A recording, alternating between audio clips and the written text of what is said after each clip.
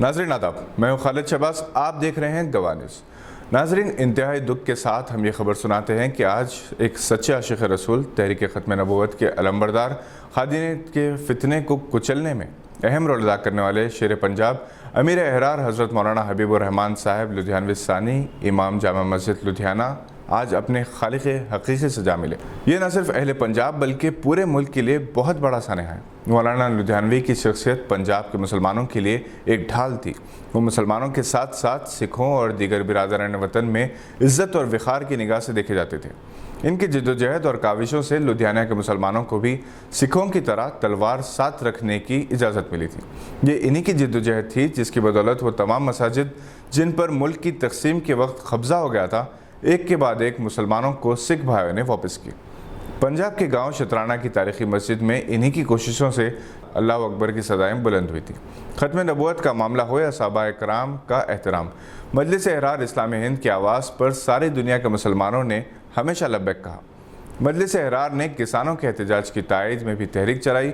مولانا حبیب الرحمن لدھیانوی کے جد اعلیٰ حضرت مولانا حبیب الرحمن لدھیانوی اول کا شمار عظیم مجاہدین آزادی میں ہوتا ہے، جنہیں انگریزوں نے 14 سال تک قید میں رکھا۔ وہ نیتا جی سبھاش چندر بوس کے ساتھی تھے۔ انہوں نے شہید بھگت سنگھ کے والد سردار کشن سنگھ اور ان کے ارکان خاندان کو انگریزوں کی پرواہ نہ کرتے ہوئے پناہ دی تھی۔ ان سے مشورے کے لیے پنڈت نہرو ان کے مکان پر آیا کرتے تھے۔ مولانا حبیب الرحمن لدھیانوی ثانی شاہی امام پنجاب کے نماز جنازہ آج 10 ستمبر کو نماز عشاء کے بعد جامع مسجد لدھیانہ میں ادا کی جائے گی۔ نائب شاہی امام مولانا عثمان رحمانی لدھیانوی کو ملک و بیرون ملک سے تعزیت کا اظہار کیا جا رہا ہے۔ یہاں یہ بات قابل ذکر ہے کہ مجلس احرار جو 8 دہائی قبل قائم کی گئی تھی، ادارہ گواہ شاہی امام پنجاب کے وصال پر اپنے گہرے رنج و غم کا اظہار کرتا ہے۔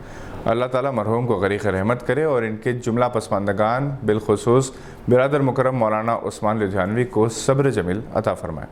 ممتاز طنز و مزاح نگار ڈاکٹر عابد معز کی کتاب ہماری غذا میں حیاتین اور معدنیات کو مغربی بنگال اردو اکیڈمی نے ایوارڈ سے نوازا۔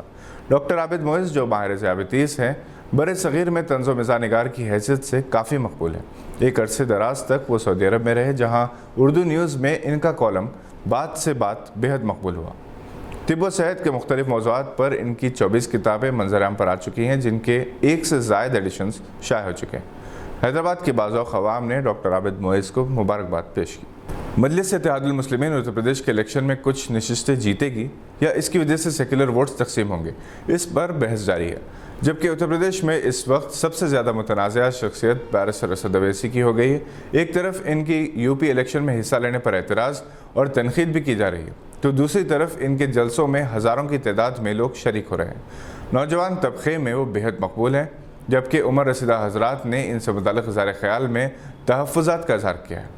عام تاثر یہ ہے کہ آدتیہ ناتھ کو بی جے پی کارکنوں اور ہندو ووٹرز کی تائید حاصل کرنے کے لیے بیرسٹر اسد اویسی کے متنازعہ بیانات سے مدد ملے گی۔ مجلس 100 نشستوں پر مقابلہ کرنے والی ہے۔ اسی دوران اتر پردیش پولیس نے کل ہند مجلس اتحاد المسلمین کے صدر اسد الدین اویسی اور رکن پارلیمنٹ حیدرآباد کے خلاف مبینہ طور پر فرقہ وارانہ ہم آہنگی کو نقصان پہنچانے، کووڈ کے اصولوں کی خلاف ورزی اور وزیر اعظم نریندر مودی اور چیف منسٹر یوگی آدتیہ ناتھ کے خلاف غیر مہذب تبصرے کرنے کے الزام میں مقدمہ درج کیا ہے۔ بیرسٹر اسد اویسی کے خلاف ایف آئی آر جمعرات کی رات ان کی پارٹی کی ریلی کے بعد بارہ بنکی پولیس اسٹیشن میں درج کی گئی۔ یہ تھی آج کی چند اہم خبروں پر نظر۔ اگر آپ نے ہمارے چینل کو سبسکرائب نہیں کیا ہے تو اسے لائک اور سبسکرائب ضرور کریں۔ ہم پھر حاضر ہوں گے ایسی کچھ خبریں لے کر۔ دیکھتے رہیے گواہ۔